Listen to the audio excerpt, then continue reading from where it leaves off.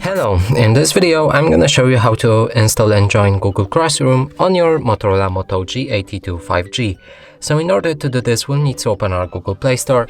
From here, begin a search for an app and enter Google Classroom.